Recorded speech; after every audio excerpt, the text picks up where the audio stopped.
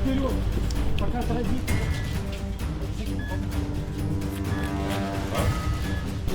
Так, куди поранення?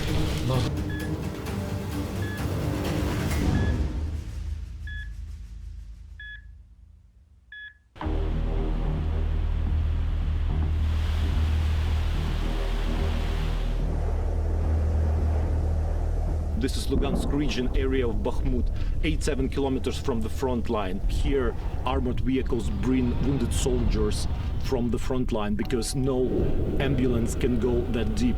Otherwise, it's going to be destroyed immediately. Near the village of Belogorivka, among havoc and desolation, Ukrainian combat medics established a field hospital called a stabilization point, as close to the front line as possible to reduce evacuation time. Here we meet Jeanette, a Norwegian volunteer and mother of 4 children. She personally visits field hospitals and frontline cities to estimate the demand for medical supplies, equipment and armored vehicles. When I go to the hospitals, I go to the field hospital, there are a lot of bombing, there are destruction. There are field hospital that is bombed, get bombed, so they need more. And the equipment that they use, it's ruined. And a lot of the cars we are providing, they will last for a couple of weeks, maybe months, and then they also get bombed. So we need to keep donating and keep giving. Combat medics fight along other soldiers and make everything possible to keep the vitals until evacuation arrives. The intensity of fire is so tremendous that expensive heavily armored vehicles are just disposable here.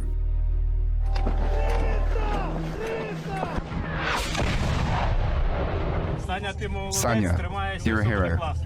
Hold on, everything will be great.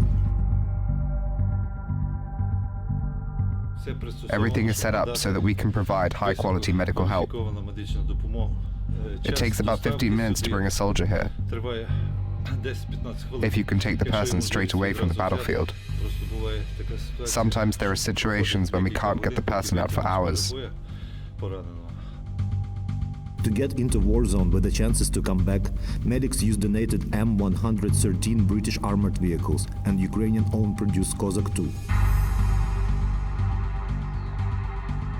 But even these juggernauts get destroyed at the rate of 2 per week. Once the wounded are brought to stabilization point, the race for survival is on. They bring the stretchers in with this big lump on them from blood, flesh, and so on and so on. We immediately cut off all the clothes and identify the injuries straight away. We put a cannula into the vein and give the necessary anesthesia so that the surgeons can start working.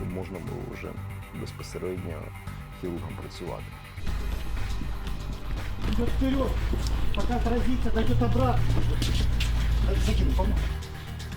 Так, куди поранення? There are different types of injuries, like bullet wounds and shrapnel injuries. There are also injuries from contusions, acute traumas and closed craniocerebral injuries and others, all varying severity. The most serious injuries are those to the head, chest, abdomen, yet serious injuries to the upper and lower limbs also happen.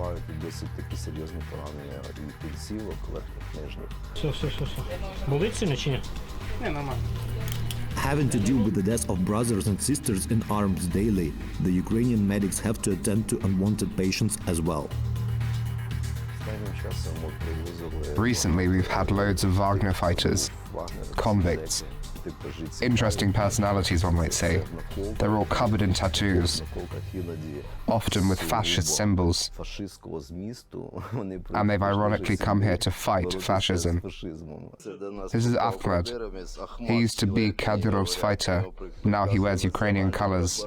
Unfortunately, even the effectively organized logistics is not always enough to save the life of the critically wounded soldier. Field hospitals are supposed to be protected by Geneva Conventions, but being there is not just dangerous. Unfortunately, it's often a matter of time before they are deliberately targeted by the Russian army. Every day we suffer losses. There's a lot of mass missile strikes against Ukraine. Yesterday we found out that they destroyed a hospital in the area near Bakhmut, and all the army medics there were killed. Unfortunately, we are all at war.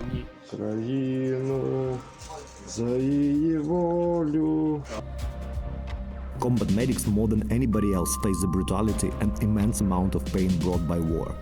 And yet they keep saving lives daily, sacrificing their own. When I go to the vanguard, I take off any signs that show I'm a medic, all crosses and all chevrons, because medics are the primary target for Russian snipers. They are literally hunting down medics. It's the same thing with medical transportation vehicles. We try not to put any signs on them too, no red crosses, because they will be the first target. Usually this is all prohibited by international conventions.